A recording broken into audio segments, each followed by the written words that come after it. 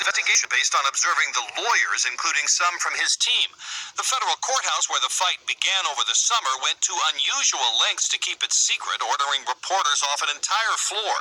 This much is certain. A foreign company, identified only as a corporation owned by Country A, is fighting a grand jury subpoena. A company, identified only as a corporation owned by Country A, is fighting a grand jury subpoena, arguing that it's beyond the reach of U.S. law. But the company, whatever and wherever it is, was found in contempt of court for refusing to comply with a subpoena and ordered to pay a fine for every day it resists.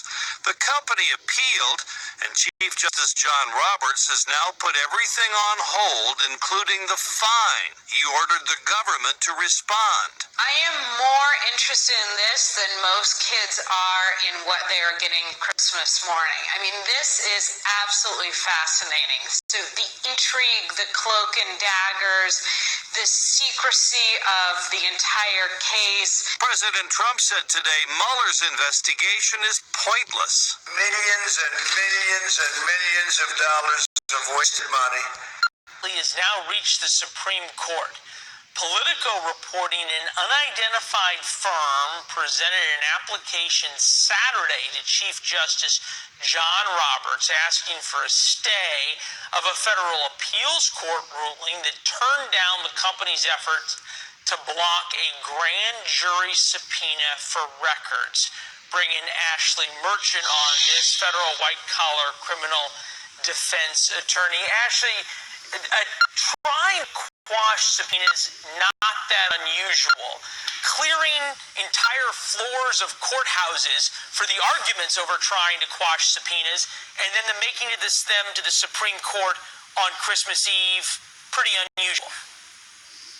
Definitely clearing the courthouse, clearing the entire floor, definitely unusual, and an extreme step telling us that they are very much trying to keep everything out of the public limelight, out of scrutiny. But going to the Supreme Court on... Did you hear about this one? The Supreme Court has just begun considering a mysterious grand jury subpoena potentially related to Bob Mueller's Russia probe. Earlier this week, Chief Justice John Roberts ordering a week-long stay, a kind of a delay, in this ongoing secret subpoena fight, which many people have linked to Mueller. Now, the case involves a mystery company, so it's not defined. We know that it is, according to the briefs, owned by a foreign government, which is fighting this federal prosecutor's grand jury subpoena. The company lost its initial efforts to block the subpoena on appeal and was going to be held in contempt, meaning punished for not complying. Justice Roberts, though, pausing that. Now, the Supreme Court has basically 5 days under its schedule to decide whether to hear this case. Court filings have been short on details and shrouded in secrecy for months. Now, if the justices do intervene, this would be, according to experts, the first time the full Supreme Court hears a completely sealed court case. That is a big deal, and if it is Mueller-related, it is a even bigger deal. So after this break, we're going to break down that big deal with Jill Wine-Banks. Now, I would suspect this could indicate that Bob Mueller has opened up a line of investigation that would look at finances. Do you think this is China, Russia, Saudi Arabia, or something else? Or Germany, right? I mean, it could be Deutsche Bank. So I think it could be any of those, but I think my gut as a former prosecutor tells me this is banking related. Because the media is bought and paid for. This is a hell of a betrayal of the American people when you will not tell them the truth because you're afraid that if you tell the truth, your bosses will take your job from you. That's a hell of a thing. You don't have a democracy when you don't have a free press. Go to CNN.com. You're all slaves, and you love it. So you deserve what you get, the erosion of your democracy. You'll soon be the laughing stock of the world. That works out to less than 50 cents. It's a damn shame. That's why the children are occupying space in New York, in Boston, in Washington, in Chicago, in San Francisco, and other cities. Why? Because they're not looking to you as a source of information for them. Look how long it took you all to talk about what was going on in New York. It took you 2 weeks because the same people that control the banks control the media. Because the same people that control the banks control the media. Because the same people that control the banks control the media. That's right. You all know it, but you're afraid to say it. But God put it on Farrakhan to say it for you. Yes, sir. And maybe one day you'll get some courage to stand up and give America free media, a real free fourth estate. By obtaining and analyzing data that's generated every time someone in the U.S. makes a phone call. One city and state, please. Here's how the system works. Most directory assistance calls and virtually all call records and billing in the U.S. are done for the phone companies by Amdocs Limited, an Israeli-based private telecommunications company. Amdocs has contracts with the 25 biggest phone companies in America and more worldwide. The White House and other secure government phone lines are protected, but it is virtually impossible to make a call on normal phones without generating an Amdocs record of it. In recent years, the FBI and other government agencies have investigated Amdocs more than once. The firm has repeatedly and adamantly denied any security breaches or wrongdoing. But sources tell Fox News that in 1999, the super-secret National Security Agency, headquartered in Northern Maryland, issued what's called a top-secret, sensitive, compartmentalized information report, TSSCI, warning that records of calls in the United States were getting into foreign hands, in Israel in particular.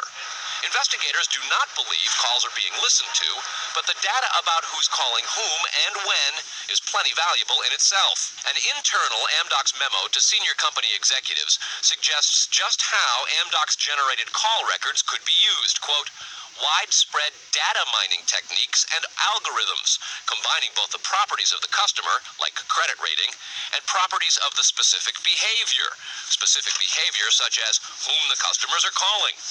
The Amdocs memo says the system should be used to prevent phone fraud, but U.S. counterintelligence analysts say it could also be used to spy through the phone system. Fox News has learned that the NSA has held numerous classified conferences to warn the FBI and CIA how Amdocs records could be used. At one NSA briefing, a diagram by the Argonne National Lab was used to show that if the phone records are not secure, major security breaches are possible. Another briefing document said, quote, it has become increasingly apparent that systems and networks are vulnerable. Such crimes always involve unauthorized persons or persons who exceed their authorization, acting on exploitable vulnerabilities. Those vulnerabilities are growing because, according to another briefing, the U.S. relies too much on foreign companies like Amdocs for high-tech equipment and software. Quote, many factors have led to increased dependence on code developed overseas. We buy rather than train or develop solutions. U.S. intelligence does not believe the Israeli government is involved in a misuse of Amdocs information, and Amdocs insists that its data is secure. What U.S. government officials are worried about, however, is the possibility that Amdocs data could get into the wrong hands, particularly organized crime, and that would not be the first time that such a thing has happened. Fox News has documents of a 1997 drug trafficking case in Los Angeles in which telephone information, the types that Amdocs collects, was used to, quote, completely compromise the communications of the FBI, the Secret Service, the DEA, and the LAPD. And we'll have that and a lot more in the days ahead, Fred. Carl, that even prior to September 11th, as many as 140 other Israelis had been detained or arrested in a secretive and sprawling investigation into suspected espionage by Israelis in the United States. Investigators from numerous government agencies are part of a working group that's been compiling evidence since the mid-90s. These documents detail hundreds of incidents in cities and towns across the country that investigators say, quote, may well be an organized intelligence gathering activity. The first part of the investigation focuses on Israelis who say they are art students from the University of Jerusalem and Bezalel Academy. They repeatedly made contact with U.S. government personnel, the report says, by saying they wanted to sell cheap art or handiwork. Documents say they, quote, targeted and penetrated military bases, the DEA, FBI, and dozens of other government facilities, and even secret offices and unlisted private homes of law enforcement and intelligence personnel. The majority of those questioned, quote, stated they served in military intelligence, electronic surveillance intercept, and/or explosive ordnance units. Another part of the investigation has resulted in the detention and arrests of dozens of Israelis at American mall kiosks in and on the U.S. A General Accounting Office investigation referred to Israel as Country A and said, quote, according to a U.S. intelligence agency, the government of Country A conducts the most aggressive espionage operation against the U.S. of any U.S. ally. A defense intelligence report said Israel has a voracious appetite for information and, quote, the Israelis are motivated by strong survival instincts which dictate every facet of their political and economic policies. It aggressively collects military and industrial technology, and the U.S. is a high priority target.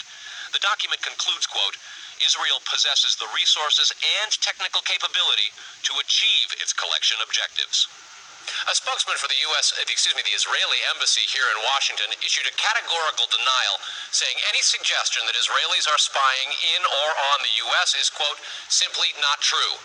There are other things to consider, and in the days ahead, we will take a look at the U.S. phone system and law enforcement's methods for wiretaps, and an investigation into the possibility that both have been compromised by our friends and allies overseas. The carts began vanishing.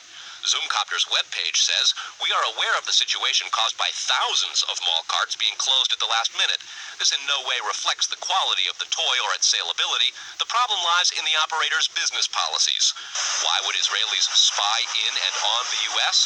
A General Accounting Office investigation referred to Israel as Country A and said, quote, according to a U.S. intelligence agency, the government of Country A conducts the most aggressive espionage operation against the U.S. of any U.S. ally.